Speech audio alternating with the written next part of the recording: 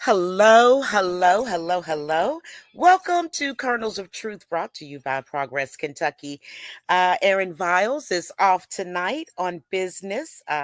So I will be your host tonight, Kimberly Cecil Jones. So thank you so much for joining us this week. In addition to all the great things that we have going on tonight, we're going to be joined by the publisher of Kentucky Forward. That is the Kentucky news site for progressive views and news. Bruce Maples, a very, very good friend of this show, and we're also affiliated with his organization, Forward Kentucky.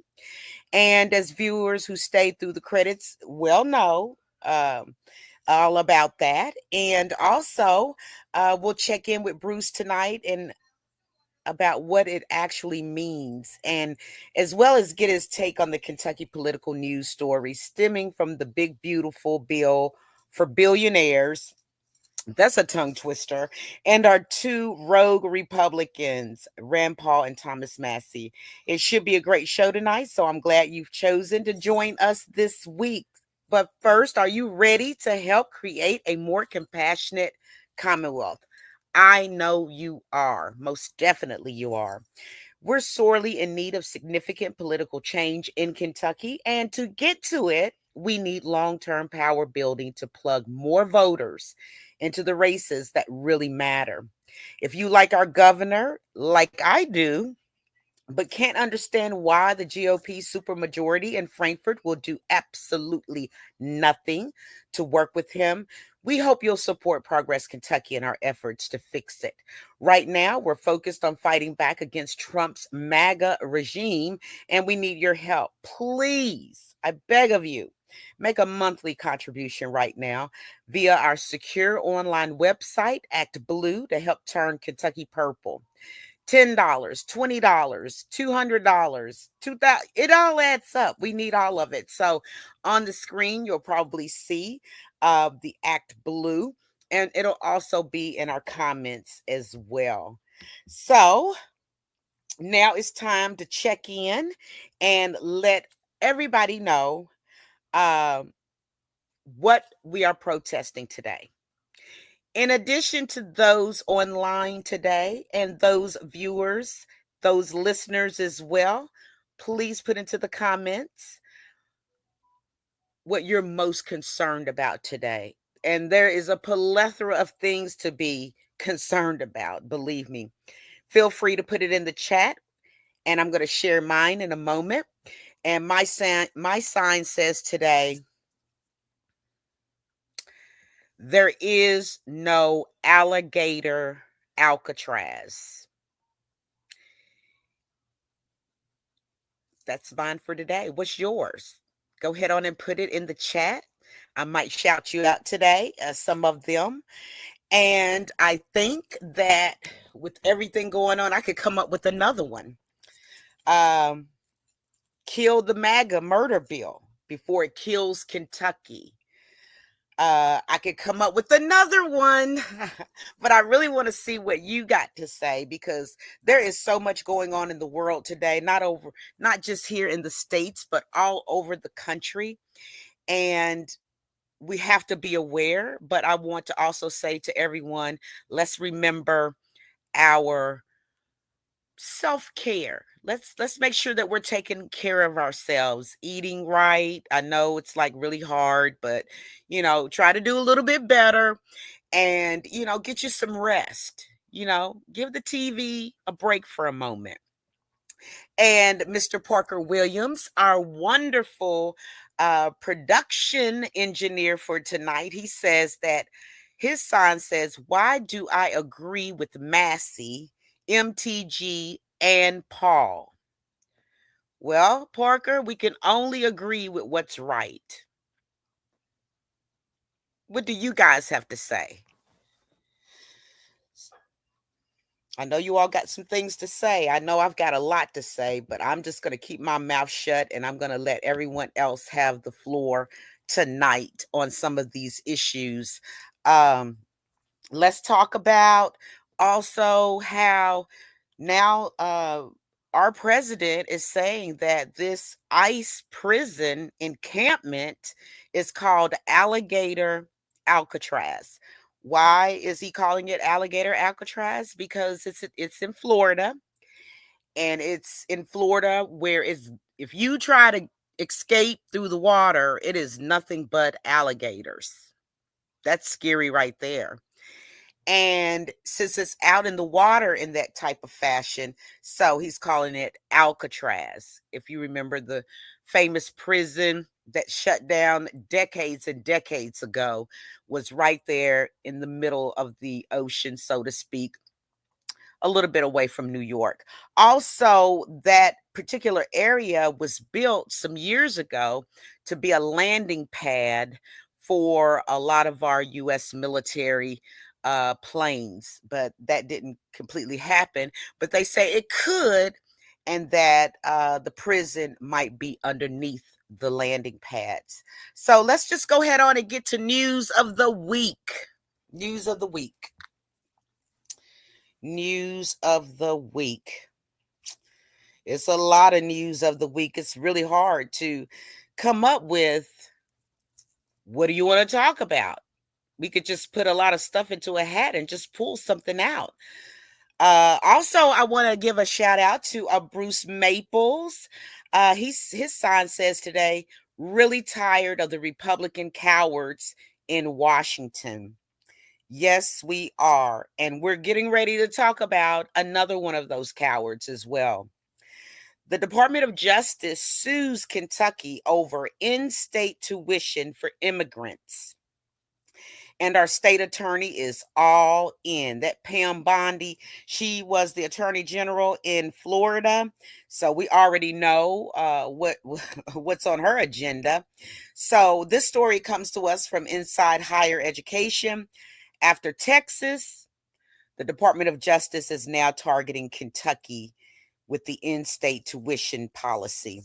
So Pam Bondi recently filed a complaint in U.S. District Court for the Eastern District of Kentucky, challenging the in-state tuition policy for undocumented students.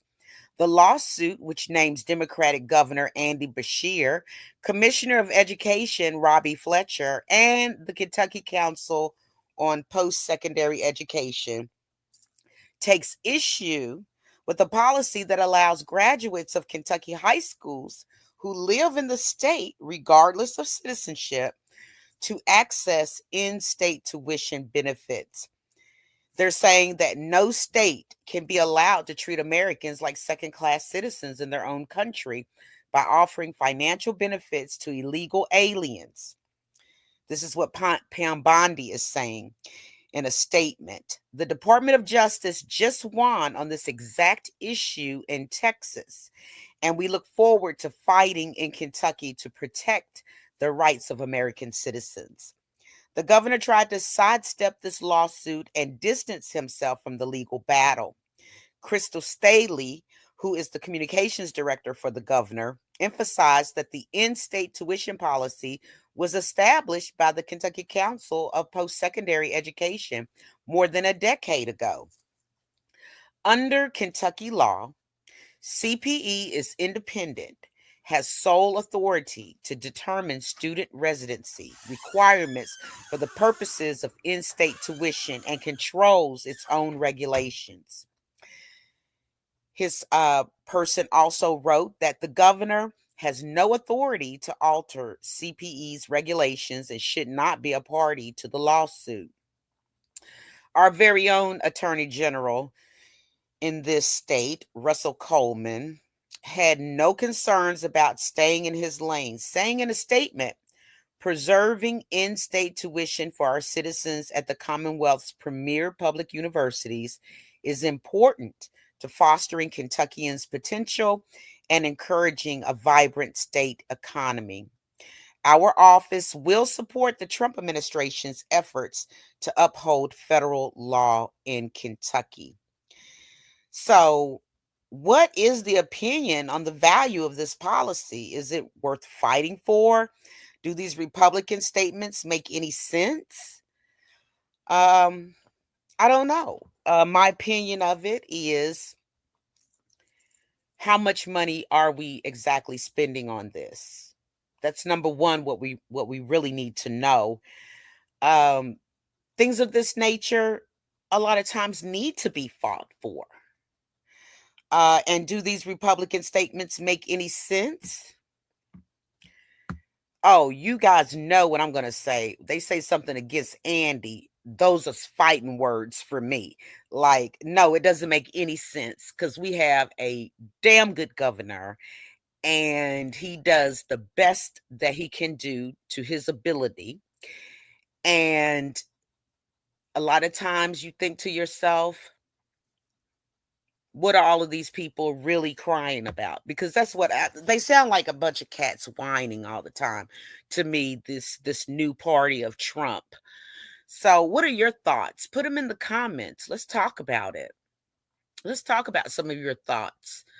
Parker, I know you've got some thoughts about it. What do you say?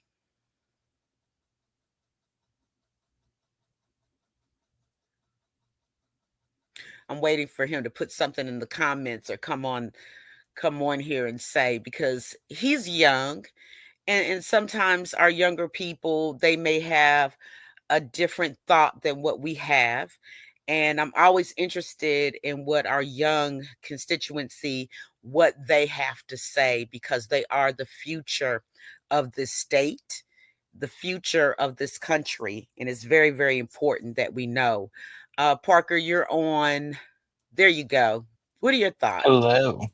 So many thoughts. So many thoughts. But as someone young and involved, and someone who's looking at colleges right now, tuition is something that's very appealing to me because it's, hey, you get to save some money because you live here and you're going to school here, or because you live near us and like, there's some schools in Ohio that will give Kentucky residents in-state tuition if you live in like certain counties. So like, that's how I'm making college decisions. So for taking that away from certain people just because of who they are, I don't think that's right.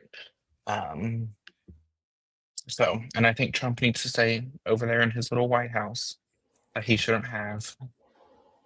Exactly. And being the type of man that he is, his little White House that was built by slaves, okay? He's Mhm. probably not even sleeping good at night. So, uh, so, I like that point of view. But how do you feel about, do you ever feel like, okay, documented, undocumented? Wait, Do you ever feel at any point in time like maybe to go to a public university, let's say like University of Louisville, University of Kentucky, so many others around the state. Do you feel like the students need to be legal? no, because I think that's what makes our country, because everyone has so many different viewpoints, so many different backgrounds.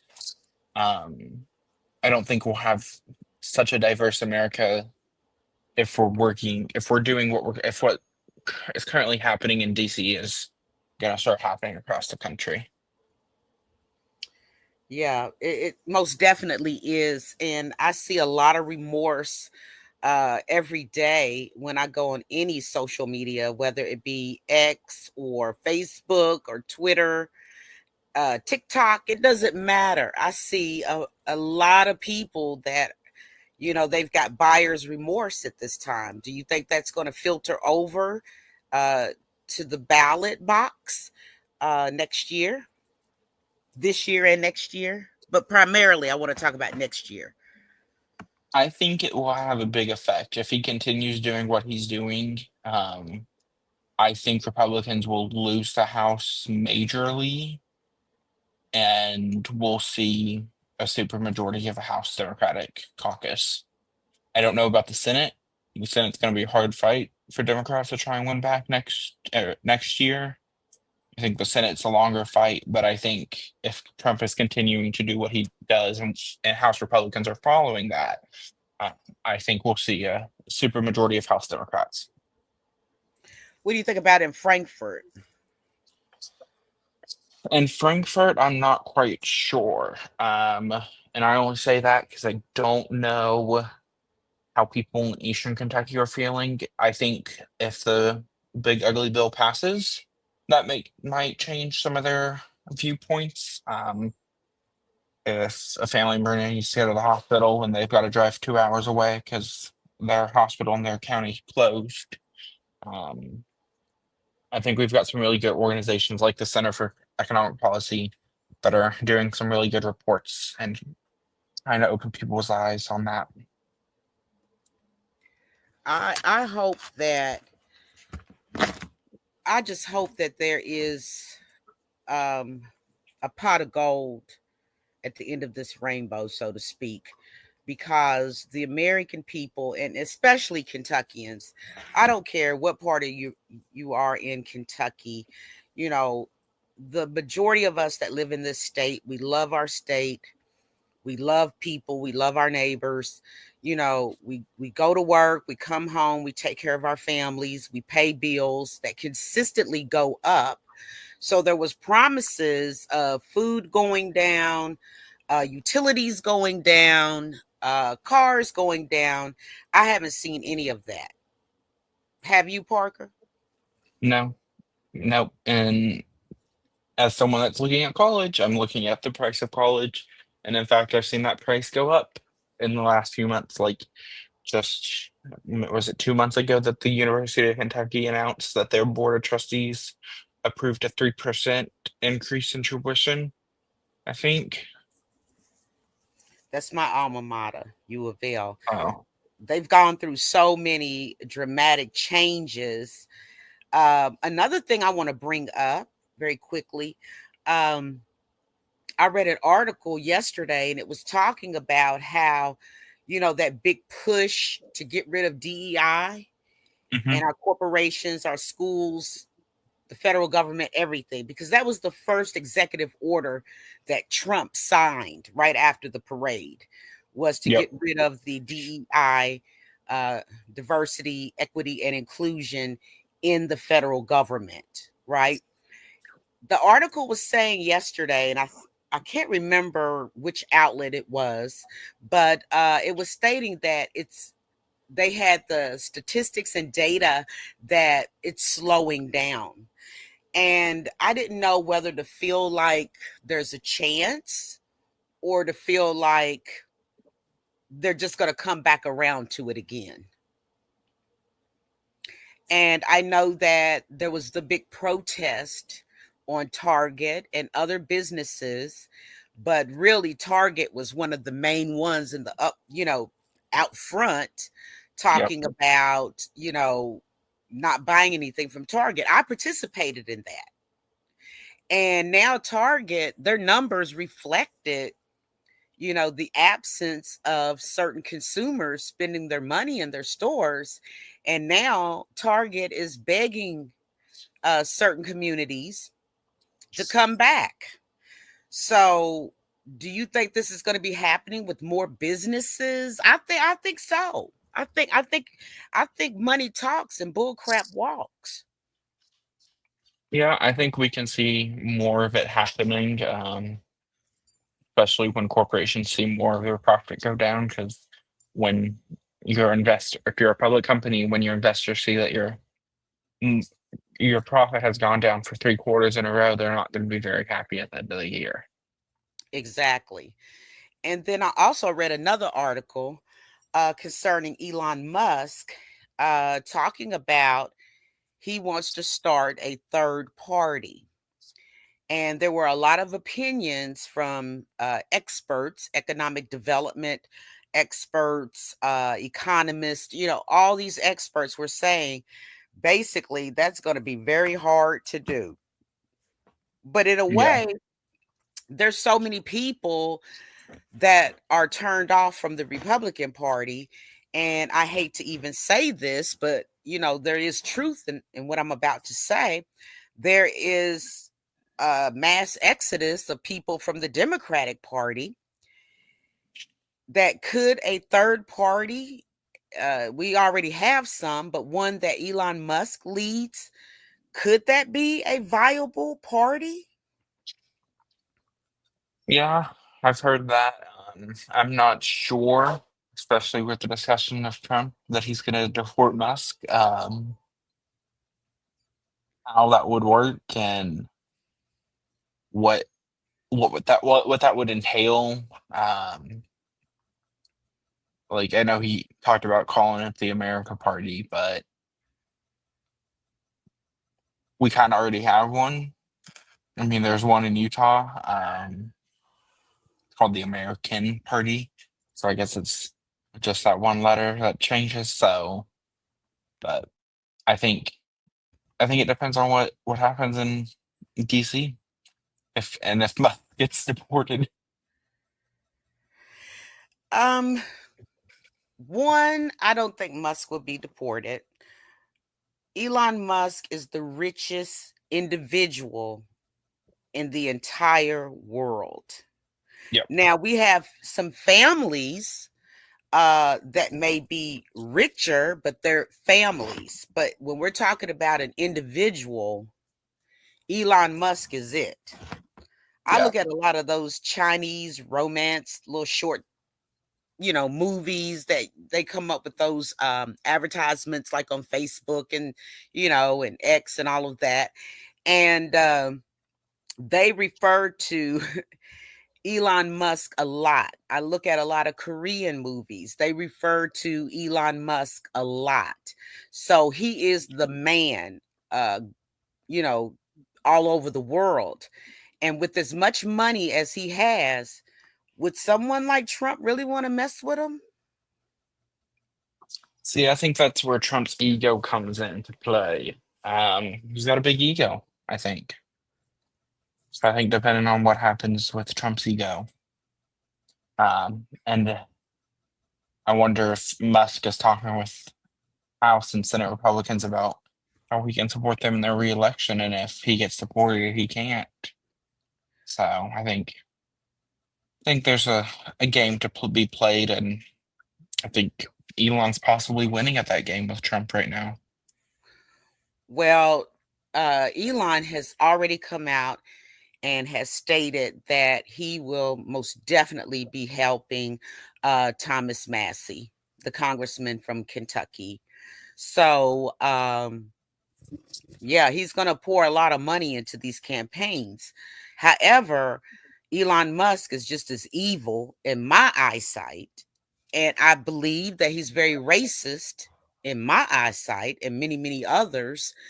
Um, would he be any better than Trump? With Trump, you know what you're getting, right? Yeah. With Elon Musk, do you really know what you're getting? No. No, no, no. It was the old saying when I was coming up, and that saying was sometimes it's just better to deal with the devil you know than the devil you don't. Yeah. Uh, we pretty much can know, and I'm not a psychic or anything like that, but Trump is very, very predictable. A lot of the Republicans right here in Kentucky are very predictable. We had Senator Gerald Neal, the minority floor leader of the state Senate, on here last week. And, he was talking about, at least in the Senate, that, you have to keep those relationships going. You have to keep those lines of communication going. And what is the phrase that everyone loves to use that we see with these politicians on TV and, my friends and working across the aisle? Yeah. And so I guess that is something that's structured and very, very important in the state Senate here. However, is that so important in the House right here in our state? Because it's like anything that we're trying to do really doesn't go anywhere. It's not even, introduced on the floor or anything. It's like DOA, dead on arrival. Yeah. So, could it possibly be like two cultures? I'm gonna ask him that one day, and I might ask Bruce Maples about that. Is it really like two cultures? You know, Yeah. in the state house and state senate. Then other things in the news as well that they've been talking about very diligently, I'm going to say. Um, they've been really, really, really talking about, and you say, what is the political part of this? With, I think we all know that Sean Diddy Combs was convicted of 2 counts. The other 3 counts, he was not guilty. The one that the prosecutors were really going for, the racketeering charge, he was found not guilty. There has been a lot of buzz of Trump maybe giving him a pardon. Also, today we found out that the judge decided not to let him out of custody. And when it comes to situations like this, what if Trump wanted to pardon him? How do you think the consensus of America and right here in Kentucky, how would we really feel about that? Would we stand up and say no? Um, how would we really feel about that? Because Parker, Sorry, I had some brain fog. Who are we pardoning? Sean Diddy Combs, that's a Okay. possibility. Um, I don't know, honestly. There's been some politicians that have come out and have said that that cannot be a possibility, that we already have a president that's a felon, and what would be the reasoning for that? Yeah. And should politicians even get involved in something like this? I think I think politicians will get involved in whatever gets them in the media. I agree with that So, with some politicians. I really do. I do believe like that. North Carolina's Attorney General, Jeff Jackson, when he was a member of Congress, did weekly, almost weekly updates, and he always talked about how some members of Congress were completely different behind the camera than they were in front of the camera during a committee meeting. So I think I think if I think it could be a possibility if Trump sees it to fit his ego and help him in the media, get him more media coverage, even though he has so much already. But Yes. We just don't know. I don't think that they should really get involved with things like that unless, there's some civil rights issues, things like that. We have to let the courts do what the courts need to do because they are one of the 3 branches of government. yeah, Your judicial, your executive, and your legislative. And sometimes I see a lot of politicians moving in lanes that they should not move in. And I believe that this is one lane that they need to just stay far away from. The P. Diddy trial was just as big as the O.J. Simpson trial, they say. I don't think so because I was grown just about when and you weren't born yet, Parker, but I know you've heard about the OJ Simpson trial. I remember I was coming home from work and they had the white Bronco. I just remember all of it, but they did let cameras into the courthouse. And I wish they would have let cameras into the courthouse this time as well, but that was not the case. So I'm really interested right now to get the take from our good friend Bruce Maples, the publisher of Forward Kentucky. And if you all are not reading his paper, I mean, online, if you are not reading it, I don't know what you're doing because he's got all of the information, the ins and outs. He spends a lot of time publishing it, making sure it's factual. You can believe what is being reported in that paper. And I mean, he Bruce Maples, he's the bomb.com here in Kentucky. I think everybody knows him, respects him, and he also is saying, we've got a lot of cowards in Washington, as well as, I'm going to say, and kind of piggyback on that, we've got a lot of cowards in Frankfurt as well. And it's really embarrassing when you tell someone you're from Kentucky and they're like, oh, Mitch McConnell, like, oh my God, like, get that man out of office and let's get somebody else in ASAP. And I'm not talking about Andy Barr, I'm talking about a Democrat. So I'd like to introduce Mr. Bruce Maples. Hello, everyone. How are you? How are you doing? How you I'm doing? good. You I'm you good. good? You looking good. Well, thank you For for an those that are old. listening, he's looking good and vibrant, and you don't look like you're allowing all of this stuff to get to you. Um, Oh, there are days when it absolutely gets to me. Um, there are days when I wake up and I go, "Wait a minute, is this the country I grew up in?" So yeah, it gets to me sometimes, but you gotta keep going, or uh, they win. So we keep going. that's exactly right. So I just want to say to you tonight, welcome. And we're so glad that you could come back on the show.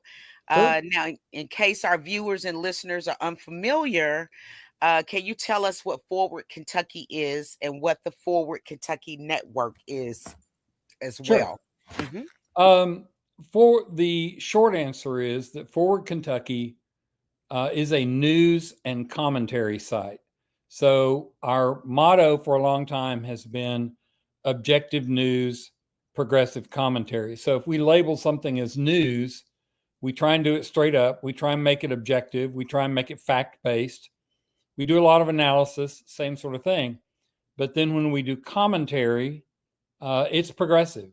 And sometimes it's thoughtful progressive, and sometimes it's snarky progressive. So if you want that kind of voice, then we've got that going too. I will say that I'm in the process, even right now, of doing a little tweaking. I think a third thing that I want it to become, and I don't think it's this right now, but I want it to become this, which is the home for progressives in Kentucky. So it's a place that is sort of progressive central for people in Kentucky who are involved in politics. Um, so you were asking about the network. Um, Kernels of Truth is part of the network. My Old Kentucky podcast is part of the network. And we also have our own media outlets. We have a YouTube channel with 3 different playlists. One is Moving Kentucky Forward, which is for elected representatives and candidates.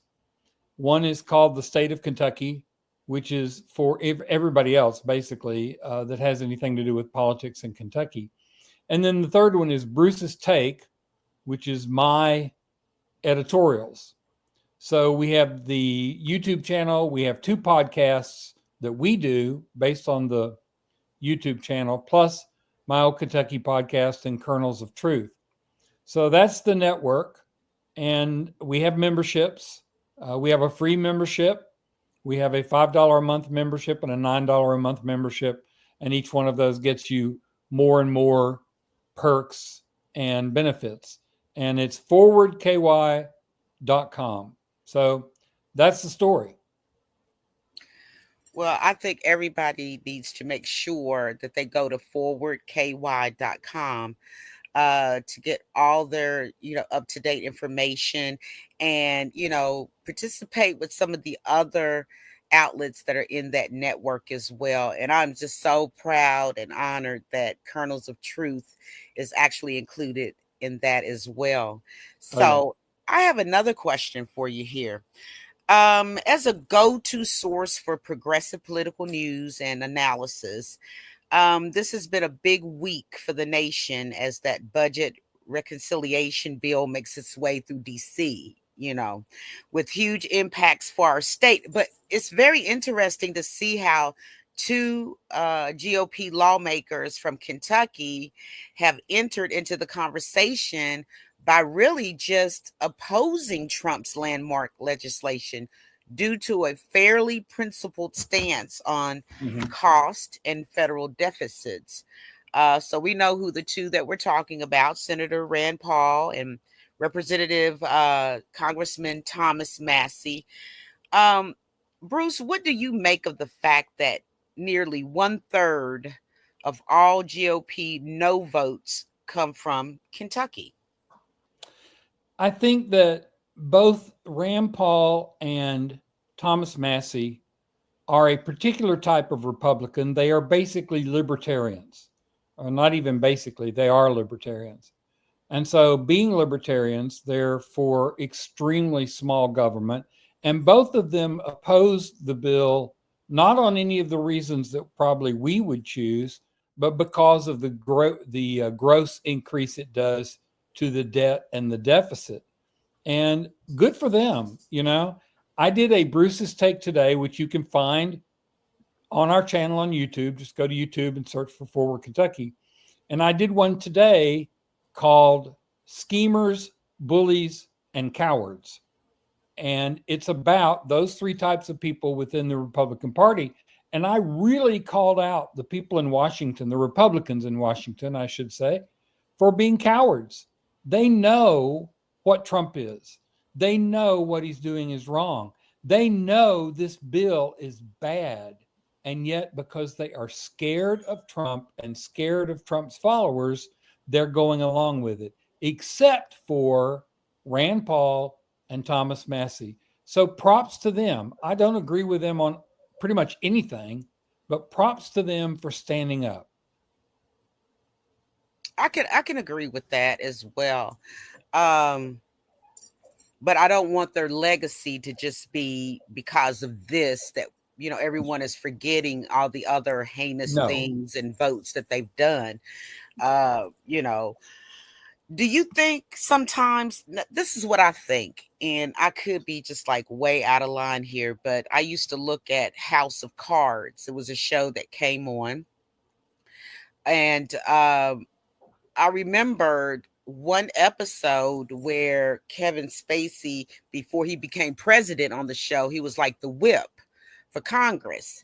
And I remembered there was a Supreme Court justice that they wanted him to retire, and he invited him to his office, and they had a cocktail, and he was real nice about it, and he just handed him a folder. And in the folder, it was just all kinds of stuff that I guess this justice didn't want other people to know. Sure. And at that point, he agreed to retire from the bench. Sometimes I feel like, and I don't know this is just my own personal thoughts, but sometimes I feel like Trump he just seems like the type, he and his henchmen would do something like that.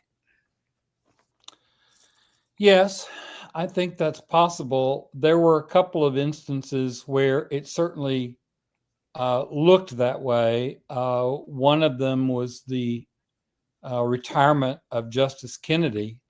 There was some discussion about the fact that Kennedy's son was, if I remember correctly, working for somebody. There was some issue there around his son. And so Kennedy retired at a time to allow Trump to appoint a justice. There was some discussion of that. There's been some discussion with a few other senators that how did they flip so thoroughly? Lindsey Graham, of course, comes to mind. But I also think it's very purely that they look around and they go, if I oppose him, I get primaried and I probably lose my spot. And their spot is more important to them than their ethics and more important to them than the country. So that's what we're dealing with. There's a reason there's a book called Profiles in Courage, because there's a whole lot of legislators who don't have any courage. But right this minute, we've got an entire party in Washington that doesn't have any courage, and it's very sad. It's very, very sad. And sometimes it makes you feel like, what is it going to be like in Kentucky or in our whole entire nation? What is it going to be like this time next year? Because a lot of these people, even here in Frankfurt, have only been in office since January. And it feels like everybody's been in office for 20 years now. So much stuff has gone on. And it just makes me feel very sad and frustrated, but I never lose hope. If you've got 1% of hope, hang on to it. Yeah. Because things can a lot of times get better. And we have the power in our hands in the voting booth to make changes. We have the power. So I want to stay a little bit, Bruce, on the reconciliation bill, okay? Okay. From the Washington Post, it says that 10% of households with the lowest incomes would stand to be worse off by $1,600 on average because of benefit cuts. Now, this is according to the Congressional Budget Office's analysis of the House version of the bill. The 10% of households with the highest incomes would be better off by $12,000 on average. Right. So they're saying also that the right way to understand this bill is it is the largest wealth transfer from the poorest Americans to the richest Americans in modern history. And that Yep. came from Natasha Sarin, the president of the Yale Budget Lab. So from polling, now they've done some polling as well, okay? And they're calling it the Republican budget bill. It boosts both recognition and negativity compared to the One Big Beautiful bill. Americans are also concerned, this is through polling, Americans are also concerned about both the loss of healthcare coverage and rising healthcare costs as a Mhm. result of Medicaid cuts. But there is more intensity around the loss of coverage. So to me, it seems pretty clear that this thing is just too big to fail, as they say, for Trump and his party. Extending tax cuts, keeping the government funded, enormous increases to ICE enforcement and immigrant detention.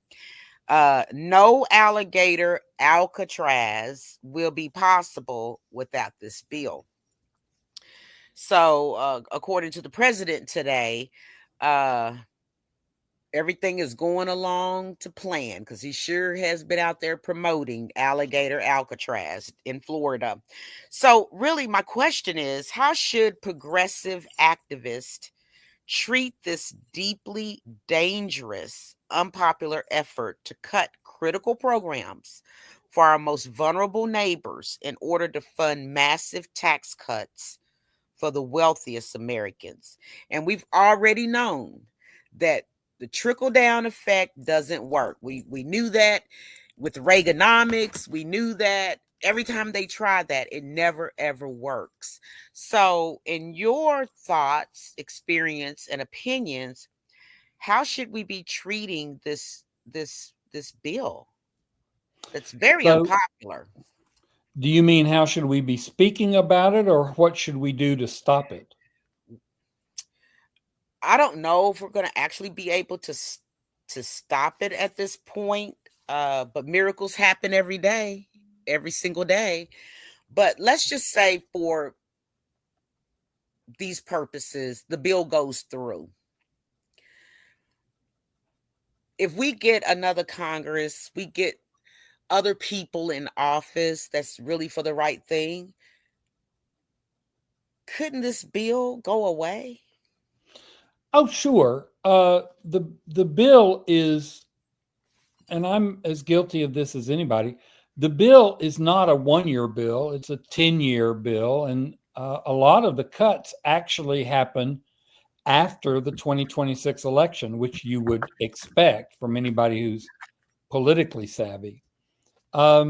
Yes, it could go away, but I think that the way we should talk about this, we progressives are by and large probably most horrified by the transfer of wealth, which has been going on for 40 years and is now really accelerating.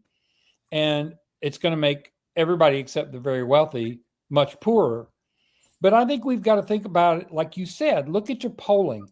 We've got to think about it the way that people around their kitchen table, to use a metaphor, talk about it. They don't like the fact that the rich are getting richer. They hate the fact that they're getting poorer. That's for sure. And they absolutely are terrified about their healthcare coverage. And so basically, when it comes to talking about this bill, Democrats and progressives have got to not be shy. We've got to come out and say, Jamie Comer voted to take away your health care. Brett Guthrie led the fight to take away money from you and give it to the ultra wealthy. And then we've got to hang it around their necks in 2026. Every Democrat needs to run on this bill and what it did. I don't care that the cuts are going to come later. We know the cuts are there. If you run I just did a story on the website. So if you go to forwardky.com, it may be the top story. Kentucky is hit by this bill much more than any other state. In some cases, as much as 7 or 8 times worse than every other state. We need to talk about that. We need to talk about that. Hal Rogers voted to take away health insurance from the people in his district, and he did it gladly. You know, he didn't show any hesitation. There's no stories like there are with Lisa Murkowski where they had to, persuade her. He voted right there for it. So I think we've got to talk about it that way. This is absolutely one of the worst bills ever passed. And it's going to harm people. People are going to die because of this bill. So we've got to just be blunt and talk about it like that.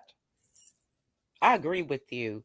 I've always said this. I told Congressman John Yarmouth when he was in office at the Wendell Ford dinner. I told him one time, I said, what do you all need me? You all need me to come to Washington and I'll get all the Democrats together.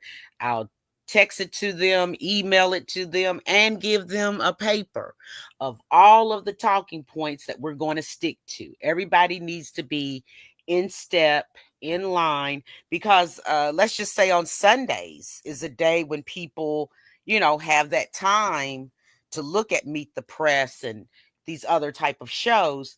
And what do you see? You see the Republicans always in step, in line, and then us on the other side, more progressive, we're talking this and that and this and that. Right. Every time you turn the channel, we're talking something different. You turn the channel with them, they're all talking the same thing. Right. So I think a lot of our problems, even here in Kentucky, is really communication of how we deliver the information, and how do we get it to the people in a way that they can actually understand. And I like what you said. I love that. We could understand, Hal Rogers, this is what he did. This is what the Republicans have done.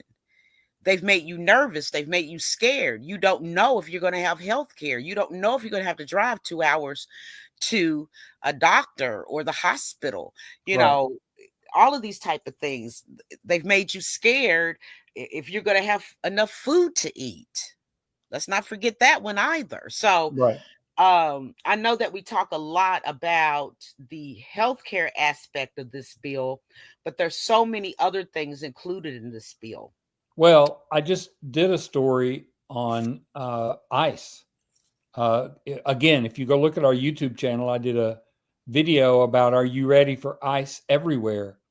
This bill takes the ICE budget from 3.7 billion, I think it was, to 45 billion.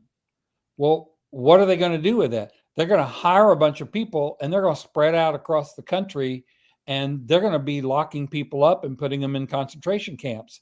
We know that. We've got to talk about it. We've got to say, this is what you're seeing out here.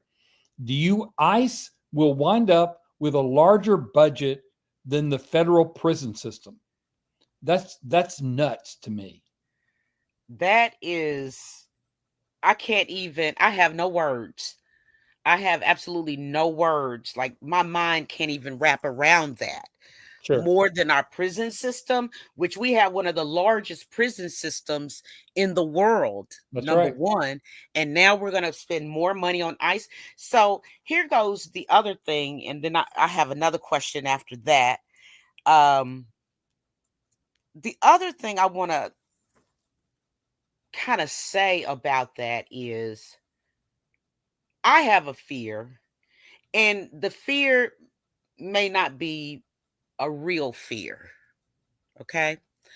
But I talk to so many people all around the country, people from other countries as well. I talk to on a more frequent basis, and I'm telling you, there are so many black people, and I'm talking about big time activists, names that you know and some that you don't, but put in the work, are very scared about being caught up in this ice. Yep.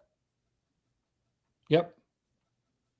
And we have to point out the fact that not only are they detaining is the word they use, not only are they detaining supposedly undocumented criminal immigrants, they've been arresting American citizens. And we've got to point that out. We've got to let people know this is what's going on.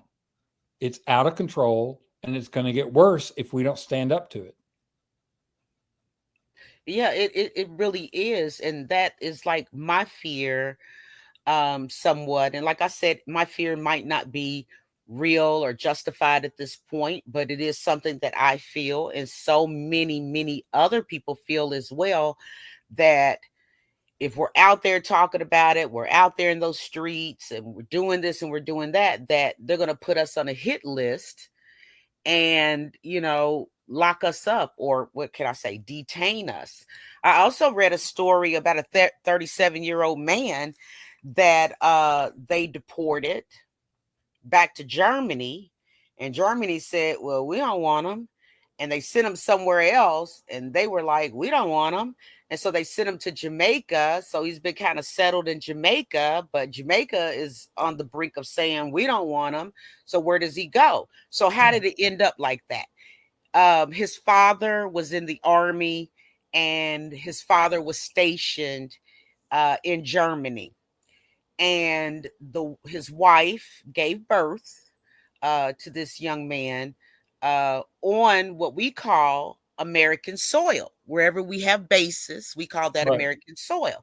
So he would be considered, and all other kids that were born that way have always been considered American citizens. So you have to ask yourself, what is going on? There's other sneaky parts to this. Very, very sneaky parts to this. And you said that they were cowards, and I noticed you said schemers. Oh, yeah. Oh, yeah. Schemers. And I believe that this administration, regime, whatever you want to call it, because we are moving into, and if not already, authoritarianism to a certain degree. It was illegal to do that bombing in Iran the way that it was done. Uh, Nobody's really doing anything about it. Um, but I mean, they are schemers, with Trump being the top schemer, and it's filtering down to our own state, which is scary, Bruce. I worry about the fact that state level legislators on the Republican side are watching what's going on in Washington and saying, he's getting away with it. I wonder if we can get away with it. Mm-hmm. And I wonder what they're thinking they're going to do in 2026 when we have the legislature. And let me be clear. Let me be clear. I think there are some good Republican legislators in Frankfurt. I think there are some people who are moral and caring, at least to some extent. And I think there may even be some who are honorable. But if you add in the fact that they are cowards, none of that ultimately matters.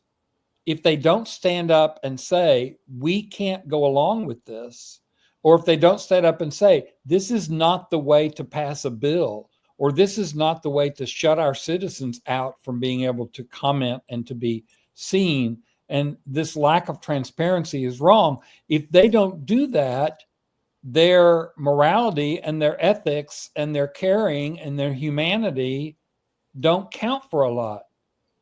So that's what bothers me. I have really hesitated over the years, and I've been doing this now for 9 years. I really hesitated over the years to call out an entire party, because I tend to be one of these people who believes every human being has some good in them. Every human being is valuable. Every human being should be treated with respect. I still believe that. But it is very frustrating to look right now at a party that was supposed to be the party of Lincoln, that was supposed to be the party of freedom, and to look at what they have become, and nobody seems to be trying to pull the brake cord and stop that train. So that's very frustrating to watch. Very, very frustrating. I've got one more question for you real quick here, because we got about 3 minutes. Bruce, you're such a resource for those progressive viewers in our Commonwealth. I just want to know very quickly, where do you see signs of hope in our largely red political landscape, like from Louisville, where I am, to Frankfurt, to Lexington? Where do you think folks should be focusing in order to engage voters? Because that's going to be very key and important, and make Kentucky a little bit better. I see actually as little hope as I see in Washington, and as little hope as I see in our legislature in Frankfurt. I see quite a bit of hope across the state. And let me point out a couple of things. The Kentucky Democratic Party has not been strong for a long time. I have to give them props because they seem to be trying to rebuild some things, and they're getting out in the state and doing some training and so on and so forth. But there are some counties where the local party was basically dead. There was nobody doing anything. And in some of those counties, local activists have risen up and said, we can't allow this to go on. And if we don't get any leadership from Frankfurt or Washington, we're going to do it ourselves. And there are a number of counties where the local party has been reincarnated and is doing actually pretty well. Add into that the indivisible groups and the other types of grassroots resistance groups across the state, and you begin to see that even though it's a very red state, and it is, that there are places that maybe you wouldn't expect that have some hope. There are some county parties, like I said. If you go to our website, up at the top, there is an Activism Central, which I'm going to be changing. But right now, you can go to the activism calendars and just look on there. We have 2 calendars. We have one for meetings and one for activist events. Look at the activist events and look at which county parties are doing what. Hardin County is like every month, they've got something going on. There's some other county parties that are active and doing some things. Now, they're struggling with getting people to run, which has been a problem for a while. But even there, some of them are making some strides. We have some young adults who are taking leadership now in some of the parties. I'm very excited. Granted, it's a blue dot, but I'm very excited about Louisville's Democratic Party. Logan Gaddy is a wonderful leader. The board they've got is excellent. It's young. they're vibrant, they're ready to go. And the same is true in other parts of our state.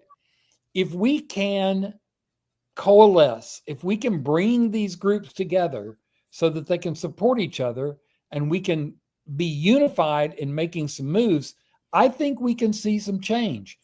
Just look at the No Kings rallies across the state. I was frankly amazed at some of the places that had uh, pretty significant No Kings rallies. I mean, Louisville, of course, you expect one there, and Lexington, and maybe Frankfurt, but Elkton, Elkton had a No Kings rally, for heaven's sakes. Hazard had one. Pikeville had one. I mean, it was sort of amazing to me that in this red state we had all these people come out, sometimes in pouring rain, to stand up and say No Kings. I think that's a real sign of hope. Now we've just got to bottle that energy and aim it somewhere. Exactly. So I just want to say Parker had put on here, he's the youngest member of the Kentucky Dems SCEC. And we are so proud of him. And that's why I called upon him earlier to answer some questions from a younger, fresher point of view, because Right. we'll be gone from here. And Parker and Annabelle and so many others will still be here to continue the fight. Right. And so Right. we look to them. We do. And I appreciate Parker talking with me today. I really do. Bruce, it has always been a pleasure. You know we're going to call you back at any time. Sure. And you're just a wealth of knowledge. I just really appreciate you being with us today. Let And me say let me everybody, say one more thing. go ahead. We have 997 members right now. So I would really like for some of the viewers and listeners to go to forwardky.com and look under support the work and click on subscribe and become a free member, just so we can cross that 1,000 member mark. Yes, 1,000. We're going to have a party. We're going to Yes, party at 1,000. Thank you, Bruce, so much. You got to come back and see us real soon, okay? absolutely. Everybody, you want to go to forwardky.com to get more information, to see all the different podcasts and the entire network. Become a member. There's even a free membership, but we want to help Right. him and propel his organization to 1,000 members. That means a lot. So now we're going to do our call to action. And our call to action is July the 17th. Make plans. Good Trouble lives on. It's a national day of nonviolent action to respond to the attacks that have been posed on our civil and human rights by the Trump administration, and to remind them that in America, the power lies with the people. So on July the 17th, the 5th anniversary of Congressman John Lewis's passing, we're taking action across the country to defend our democracy and carry forward his legacy of good trouble. Join us for a national day of nonviolent action as we rally, march, host teach-ins, press conferences, and vigils to demand that Congress fight back and protect our freedom to vote. Events are popping up all across the state, from Hazard to Shepherdsville, Frankfurt to Beaver Dam, Lexington to Louisville. Head to www.mobilize.us/John Lewis Actions to find the protest closest to you, or sign up to create one as we fight the rise of authoritarianism across our nation. We really need to keep growing this movement and engaging more of our friends and neighbors. Please take part, help organize events, help make signs, recruit more folks to come out. And that is on July the 17th. Also, we're going to go ahead on and close it out. Just want to say thank you to everyone, and especially to Bruce Maples tonight of Forward Kentucky. Progress Kentucky is a nonprofit organization registered with the Kentucky Secretary of State and organized as a 501c4. We are affiliated with the Indivisible Project and the Commonwealth Alliance Voter Engagement, known as CAVE. And we are also proud members of the Forward Kentucky Network, as we had mentioned before. Also, Progress Kentucky's goal is to educate, organize, increase voter turnout, and advance a progressive agenda through civic engagement. Please join us next week for our 218th episode. We will be joined by someone, probably someone that I pick out, possibly. And they're going to be good. You know, we always have the best guests on here. So, production of episode 217 was by our own Mr. Parker Williams. He always does an amazing, awesome job. And thank you so much, Parker, for kind of chiming in today, helping me through this show where I'm by myself today. Nate Orshan wrote and performed our theme songs. You can find more information and music at natosongs.com. That's NATO songs.com. Now, if you miss our weekly live stream on Facebook or YouTube, audio podcast and our show notes are always available on Apple, Google, Spotify, and just about wherever you get your podcast. And if you do listen to the pod, please, please, please leave us a 5-star review wherever you may listen. And you know that helps the algorithms. Thank you for all our listeners and viewers for tuning in with us. And we will see you back at the same time, same day next week. And have a good rest of your week.